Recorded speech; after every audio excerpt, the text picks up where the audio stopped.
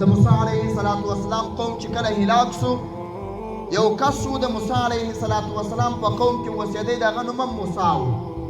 ځان یې داسې جوړ کړی و، بس د هغه رقم د موسی علیه السلام رقم څڼې او د موسی علیه السلام رقم جامه او د هغسې کیفیت جوړ کړی. او ها دا چار ځای به کښېنستی، خلکو ته به یې ویل چې موسی علیه السلام العیاذ بالله درواغ وایي، خدای ما ته معلوم دی، پلانکی بیت حقیقي خدای دی، پلانکی بیت حقیقي خدای دی. کله چې رب العالمین هغه خلک هلاک کړه، شیخ عبدالحق صاحب وایي هغه کس چې د موسی نامې کس و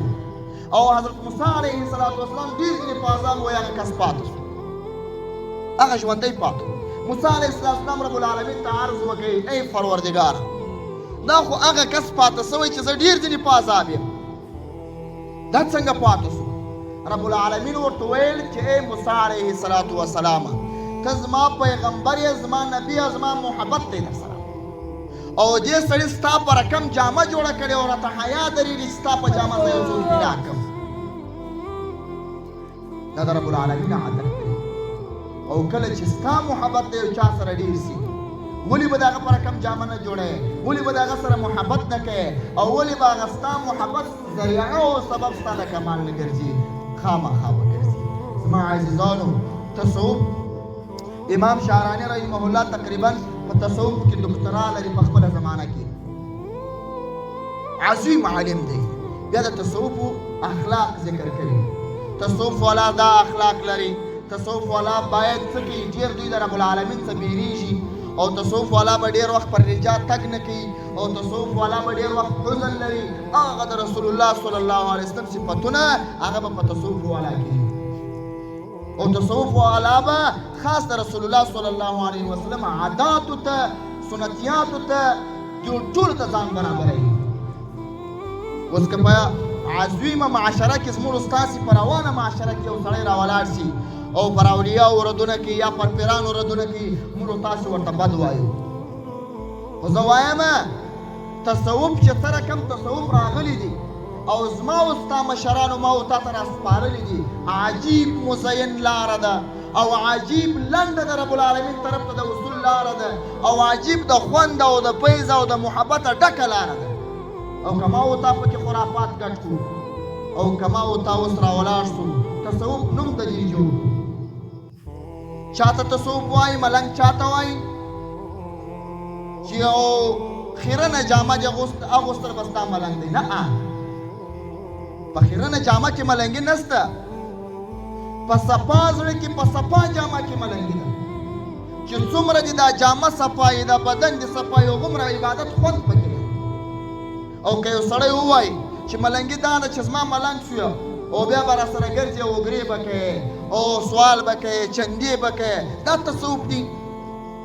او دا یو چا لیکلي هم دي چې دا تصوف دي. نه، دا ملنګي نه ده، دا تصوف نه دي. دا هغه لارې دي چې تصوف او ملنګي د سړي څه ورکوي. ملنګي خو هغه لاره ده چې سړی خالص مستغني جوړوي، چې کله دې د خپل پیر څخه سبق واخیستی، ستا پیر صاحب دا درته وایي چې نور درته توکل خالص پر رب العالمین کا، نور دې ته خپله توجه خالص د رب العالمین طرف ته راواړوه، نور ته ځان صابر جوړ کا. پر تا به داسې وخت راځي چې شل شپې به هم وچه ډوډۍ خورې، خو سوال به نه کوې، او کلی او په کورو به چندې نه کوې،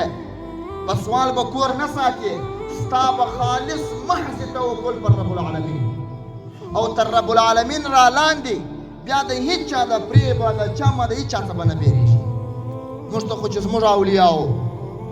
موږ ته خو چې زموږ د اسلافو کتابونه او زموږ ته چې زموږ د اسلافو عقاید معلوم دي، د تصوف په باب دغه عقیده. تاسو که د امام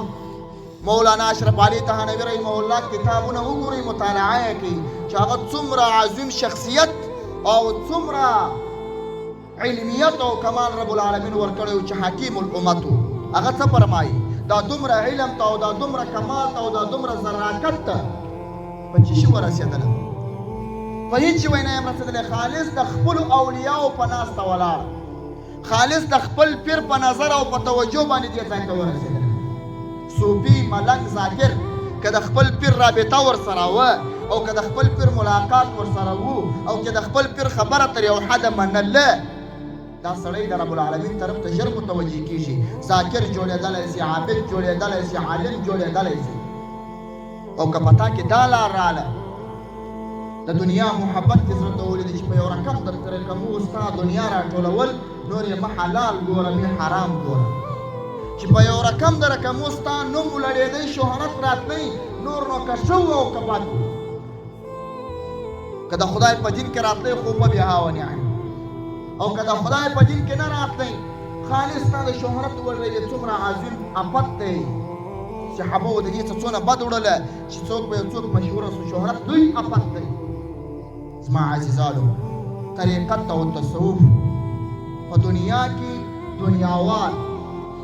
یعنی هغه ممالک چې تقریبا 80 کاله د تصوف خلاف خدمتونه وکړل 80 کاله به خلکو ته ګډ ول چې تصوف مه کوه تصوف شرک دی تصوف ګناه ده تصوف بدعت دی 80 کاله پر دې وژغېدل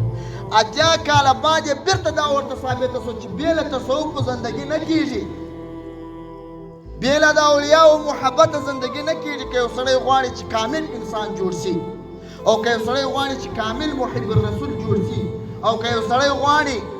چې په مستحبات په ځان کې راولي او سړی غواړي چې د شبهاتو ځان وساتي نو د تصوف او د اولیاو سره به خامخا ناسته ولاړه کوي او خامخا به د اولیاو مجلسو ته ورځي د اولیاو سره به ملاقاتونه کوي 80 کاله پر چپه طرف روان و تصوف مه کوه 80 کاله بعد بیرته مجبور سو چې نن کتابونه پر جوړوي چې تصوف یو عظیم شی دی او تصوف هغه لار ده چې لنډه لار ده د رب العالمین طرف ته د وصول